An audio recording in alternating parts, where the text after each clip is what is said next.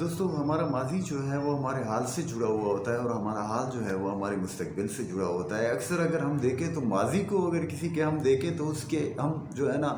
حال کا اندازہ لگا سکتے ہیں کہ اب اس کی حالت کیا ہوگی، یا کسی کے جو ہے نا ہم اگر حال کو دیکھیں تو حال سے بھی یہ گیس کیا جا سکتا ہے کہ اس بندے کا جو ہے نا اب مستقبل کیا ہوگا۔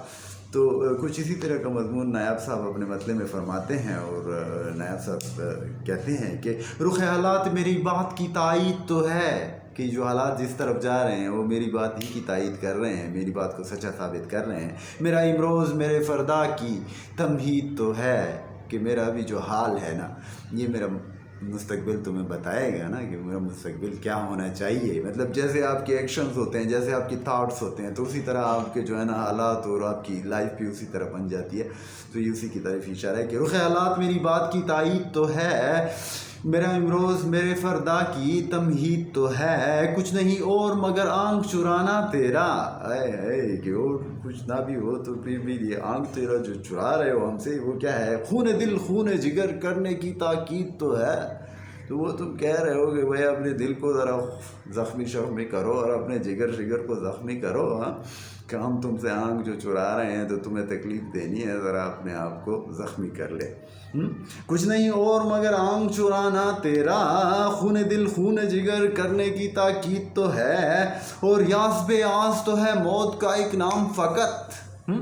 کہ نا امیدی جس میں بالکل امید کی کوئی جو ہے نا آپ کو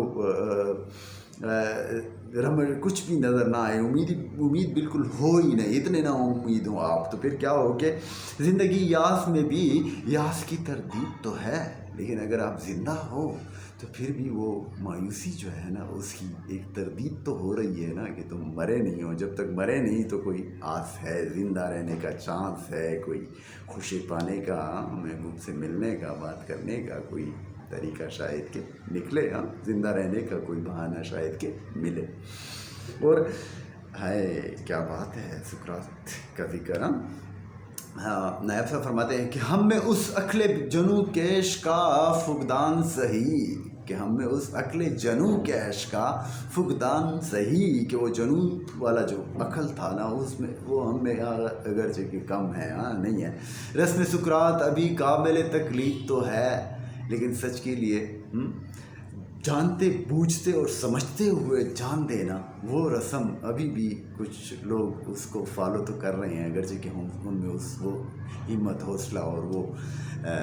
جنون نہیں ہے، لیکن پھر بھی سقراط کو فالو کرنے والے اب بھی موجود ہیں جو حق سچ اور نیکی کے لیے جان تک دینے کے لیے تیار ہیں۔ اور مانا اب تجھ کو گوارا یہ تکلف بھی نہیں، تو کیا ہے کہ پر تیرے عہد کو اب حاجت تجدید تو ہے، کہ تو نے عہد کیا تھا کہ یار وفا شفا نبھائیں گے، آپ کا ساتھ دیں گے، تو وہ جو عہد تیرا تھا اب تو اس کو بھول گیا ہے، لیکن تو اس کو جو ہے نا درخور اعتنا نہیں سمجھ رہا، لیکن کیا ہے کہ تو جو ہے نا اب چاہیے تھا کہ ذرا اس کو تجدید کرتے، کہتے کہ یار پھر سے نیا کرتے ہیں، ہم جو ہے نا ساتھ دیں گے تیرا، لیکن نہیں۔ اب تو ایک اشک کو ترسے میری آنکھیں برسوں، ہائے ہائے، کہ اب تو ایک اشک جو ہے نا اس کو بھی آنکھیں ترس رہی ہیں ہماری، ورنہ کیا ہے کہ مانا اب آنکھ کا بر آنا بھی ایک عید تو ہے، ورنہ اصل میں اگر آنکھ بر جائے تو ہمیں لگتا ہے جیسے عید آ گئی، کہ بھئی ہمارے آنکھوں میں آنسو بھی آ سکتے ہیں، اب تو آنسو آنا ہی ہمارا اتنے جو ہے نا ہمارے ساتھ ظلم ہو گیا کہ اب آنکھوں سے آنسو آنا ہی خشک ہو گئے ہیں، اب آنسو نکلتے ہی نہیں ہیں، اور جب آنسو نکلتے ہیں تو ہم خوش ہوتے ہیں کہ شکر ہے یار کوئی ہم روئے تو صحیح، روئے اور دل کا بوجھ کچھ ہلکا تو ہوا۔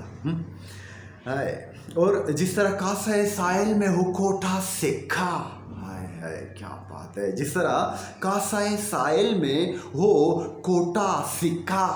کاسہ سائل میں کیا ہے؟ کوٹا سکہ ہے، دل کے کشکول میں نایاب ایک امید تو ہے، وہ جو امید ہے نا وہ کاسے میں، جیسے کہ سائل کے فقیر کے کاسے میں